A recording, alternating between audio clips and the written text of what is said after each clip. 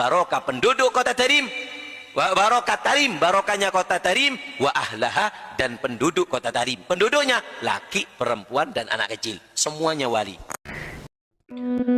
Assalamualaikum warahmatullahi wabarakatuh. Membaca ulang polemik nasab Habaib Ba'alwi. Polemik nasab Habaib Ba'alwi adalah polemik yang tak pernah benar-benar dijawab dengan tuntas. Selama lebih dari 3 tahun, polemik nasab Habaib, khususnya Ba'alwi, terus bergulir di ruang publik. Namun alih-alih mendapatkan jawaban metodologis yang jernih, publik justru disuguhi dengan framing, stigma, dan fitnah murahan. Kritik ilmiah dibalas dengan tuduhan ideologis, mulai dari liberal, Wahabi, Syiah, hingga PKI, label yang tidak memiliki relevansi apapun dengan kajian nasab.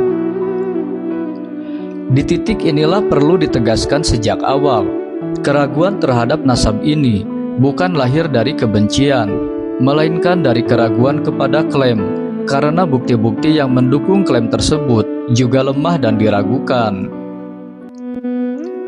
Merujuk penelitian Kiai Haji Imaduddin Utsman Al-Bantani dan melihat reaksi-reaksi para habaib Ba'alwi, maka inilah alasan-alasan diragukannya pengakuan mereka bahwa nasab mereka bersambung kepada Nabi Shallallahu Alaihi Wasallam.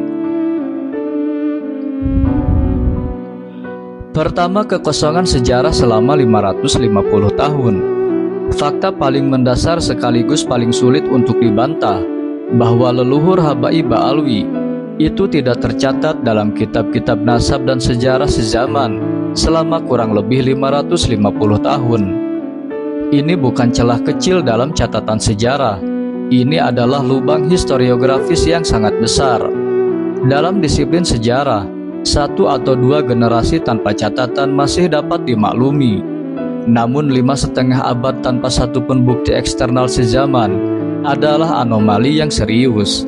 Terlebih ketika yang diklaim adalah mata rantai keturunan Nabi Muhammad Shallallahu Alaihi Wasallam, figur paling terdokumentasi dalam sejarah Islam.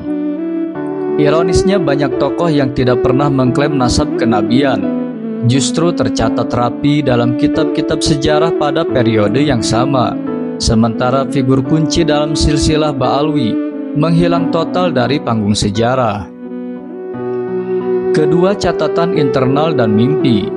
Masalah menjadi semakin kompleks ketika diketahui bahwa nama Abdullah atau Ubaidillah yang diklaim sebagai leluhur utama Ba'alwi baru muncul dalam catatan internal pada abad ke-9 Hijriah. Bahkan sebagian fondasi klaim tersebut bersandar pada pengalaman mimpi.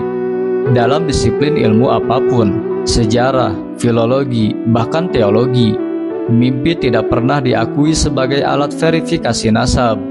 Mimpi adalah pengalaman personal, bukan bukti publik.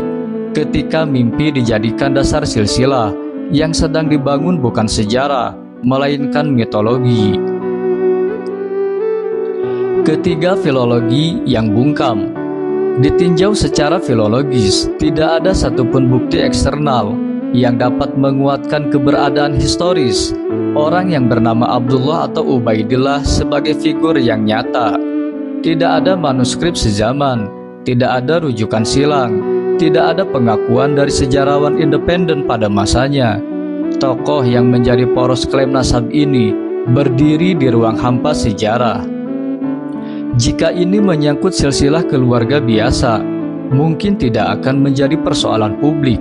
Namun ketika klaim tersebut dijadikan dasar keistimewaan sosial, otoritas moral, bahkan kekebalan kritik, maka pertanyaan publik bukan hanya sah, tetapi wajib. Keempat, DNA dan narasi yang retak. Ketika sains genetika dilibatkan, narasi semakin diuji. Hasil tes Y-DNA terhadap sejumlah habaib Ba'alwi, baik di Indonesia maupun di luar negeri, menunjukkan dominasi haplogrup G. Sementara itu, keturunan Arab Quraisy secara umum berkorelasi kuat dengan haplogrup J1. Ini bukan opini, ini data populasi. Sains tidak mengenal kultus dan DNA tidak tunduk pada klaim sosial. ketika data genetika bertabrakan dengan narasi nasab. Yang seharusnya diuji ulang adalah klaimnya, bukan sainsnya. Kelima, rambut Nabi dan alarm kebohongan publik. Salah satu episode paling problematis adalah pameran rambut yang diklaim sebagai rambut Nabi Muhammad SAW, disertai dengan tantangan tes DNA bagi siapa saja yang mengaku sebagai keturunan Nabi. Ironisnya, tantangan itu tidak pernah dijalankan oleh pihak yang melontarkannya. Bahkan justru sebaliknya, menantunya sendiri mengharamkan tes DNA.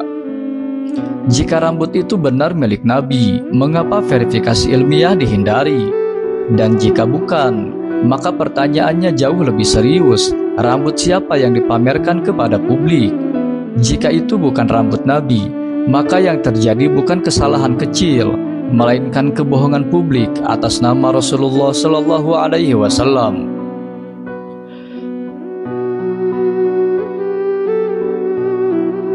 Hal yang paling mencolok dari polemik ini bukan hanya lemahnya bukti, tetapi pola reaksi ketika klaim dikritik, marah, merendahkan, menghina, bahkan memfitnah. Kebenaran tidak membutuhkan kemarahan untuk bertahan. Yang membutuhkan intimidasi biasanya adalah klaim yang rapuh. Lebih memprihatinkan lagi adalah sikap pendukung fanatik yang membela tanpa membaca dan menyerang tanpa memahami. Nasab seolah-olah diperlukan seperti akidah yang haram untuk disentuh oleh akal. Ini bukan pembelaan ilmiah, ini merupakan kultus. Ketujuh, akhlak, klaim, dan keteladanan. Sebagian habaib tampil dengan gaya komunikasi yang gemar menghina dan merendahkan pihak lain, termasuk pemerintah. Bukan karena pemerintah kebal kritik, melainkan karena cara tersebut bertolak belakang dengan akhlak Nabi Muhammad SAW. Nabi itu tegas tetapi beradab. Nabi itu keras tetapi bermartabat. Beliau tidak dikenal sebagai pribadi yang gemar menghina. Maka pertanyaan publik menjadi sah. Yang diwarisi itu akhlak Nabi atau sekedar klaim nasab? Kedelapan, ijma yang diklaim bukan yang terpenuhi. Setiap kali nasab dipertanyakan, satu kata kerap dijadikan penutup diskusi, ijma. Padahal ijma bukan mantra, ia memiliki syarat yang ketat.